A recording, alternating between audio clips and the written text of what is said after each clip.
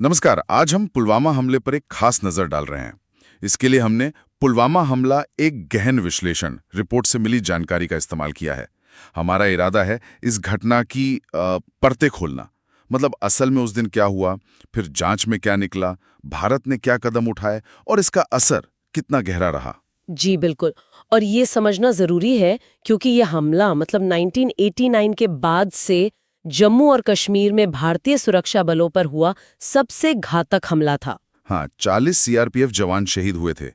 और जो बात थोड़ी चौंकाती है वो ये कि हमले से पहले खुफिया चेतावनियां थीं। एक नहीं, कई, कम से कम 11 चेतावनियों का जिक्र है रिपोर्ट में। 11। तो चलिए समझते हैं कि ये सब कैसे हुआ। पहले बात करते हैं उस दिन की। ठीक है।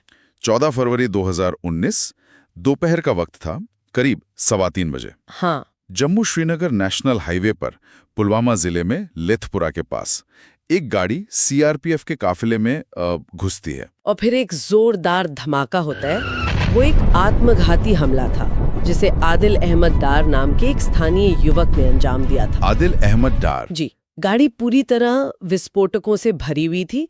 इसमें जैसा आपने कहा 40 सीआरपीएफ जवान मौके पे ही शहीद हो गए और करीब 35 घायल भी हुए। और आतंकी संगठन जैश ए मोहम्मद मतलब जेईएम। हाँ, जेईएम ने फौरन इसकी जिम्मेदारी ले ली थी।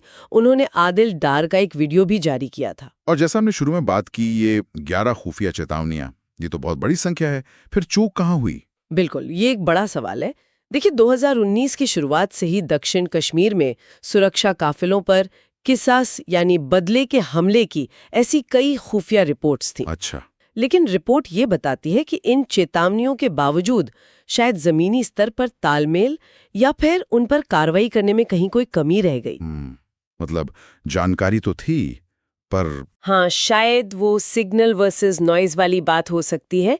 इतनी सारी सूचनाओं के बीच सबसे असली खतरे को पहचानना मुश्किल हो गया हो। खैर, जांच की बात करें तो राष्ट्रीय जांच एजेंसी एनआईए ने इसमें काफी काम किया है ना? जी हाँ, एनआईए ने अगस्त 2020 में एक बहुत लंबी, करीब 13,500 पन्नों की चार्जशीट दायर की। 13,500 पन्ने? जी, इसमें जेएएम के पाकिस्तान स्थित सरगना मसूद अजहर समेत 19 लोगों को आरोपी बनाया गया। और इसमें शायद एफबीआई ने भी मदद की थी। हाँ, ये एक दिलचस्प पहलू है।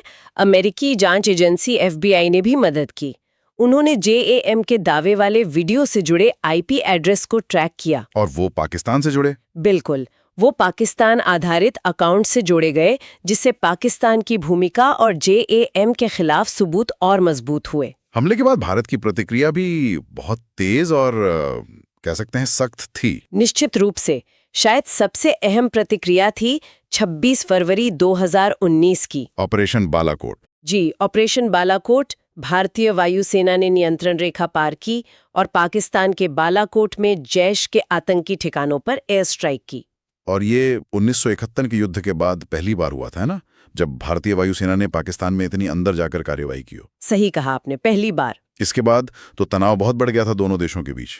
पाकिस्तान ने भी जवाबी कार्रवाई की कोशिश की थी। हाँ, अगले ही दिन 27 फरवरी को पाकिस्तानी वायुसेना ने भारतीय हवाई क्षेत्र में घुसने की कोशिश की, जिसके चलते हवा में झड़प हुई, डॉग फाइट हुई। और उसी में भारत का एक मिग-21 गिरा दिया गया था। जी, और उसके pilot wing commander Abhinandan Varthaman वो पाकिस्तानी कब्जे में आ गए थे। हाँ, वो तस्वीरें तो सबको याद होंगी। बिल्कुल। हालांकि फिर काफी कूटनीतिक दबाव बना और पाकिस्तान ने उन्हें जल्द ही रिहा कर दिया। इस पूरी घटना ने अंतर्राष्ट्रीय स्तर पर भी काफी ध्यान खींचा था। यूएनएससी ने भी निंदा की थी।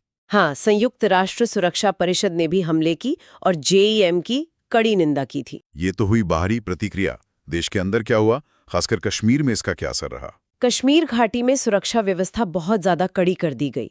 एक तरह से क्रैकडाउन हुआ, बड़े पैमाने पर गिरफ्तारियां हुई। कौन से समूहों पर कार्रवाई हुई? जमाते इस्लामी कश्मीर और जम्मू कश्मीर लिबरेशन फ्रंट यानी जेकेएलएफ जैसे संगठनों पर प्रतिबंध लगा दिया गया और साथ ही सुरक्षा बलों की आवाजाही के जो नियम थे, प्रोटोकॉल थे, उन्हें भी बदला गया। अच्छा, जैसे काफिलों का आकार छोटा किया गया, रास्तों की निगरानी बढ़ाई गई और हाईवे पर सीसीटीवी कवरेज को बेहतर किया गया। और इसका राजनीतिक असर भी तो पड़ा होगा। बिल्कुल। देखिए, ये हमला 2019 के आम चुनावों से ठीक पहले हुआ था, तो इसने राष्ट्रवादी भावनाओं को काफी हवा दी। हाँ, वो तो था। और कई विश्लेषक ये भी मानते हैं कि शायद इसी घटना ने केंद्र सरकार को अनुच्छेद 370 हटाने जैसा बड़ा कदम उठाने के लिए और प्रेरित किया, जो कुछ महीने बाद अगस्त 2019 में हुआ। और उन 40 शहीदों की याद, वो भी जरूरी है। जी बिल्कुल।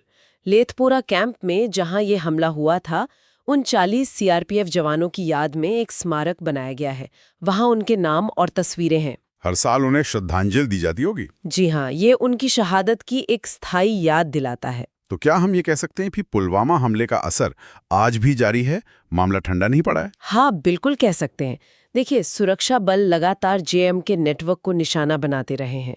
हाल की कुछ खबरों के मुताबिक, जैसे ऑपरेशन सिंदूर का जिक्र आता है 2025 में, उसमें पुलवामा हमले से जुड़े कुछ मुख्य आतंकी मारे गए हैं। अच्छा। और दूसरी तरफ पाकिस्तान में भी जेएम नेतृत्व और अजहर परिवार के कुछ सदस्यों पर हमलों की या उनके मारे जाने की खबरें आई हैं। तो ये मामला अभी भी एक्टिव है। तो कुल मिलाकर देखें तो पुलवामा हमले सिर्फ एक दुखद आतंकी घटना नहीं थी। नहीं, बिल्कुल नहीं। ये भारत की सुरक्षा नीति, कूटनीति और यहाँ तक कि आंतरिक राजनीति में भी एक अहम मोड़ साबित हुआ। सही बात है। इसने खुफिया तंत्र के कुछ कमजोरियों को सामने लाया, तो वहीं सैन्य और कूटनीतिक स्तर पर आप कह सकते हैं साहसिक कदम उठाने को भी प्रेरित किया। और ये हमें एक जरूरी सवाल पर सोचने को मजबूर करता है ना। हाँ, कौन सा सवाल? यही कि खुफिया विफल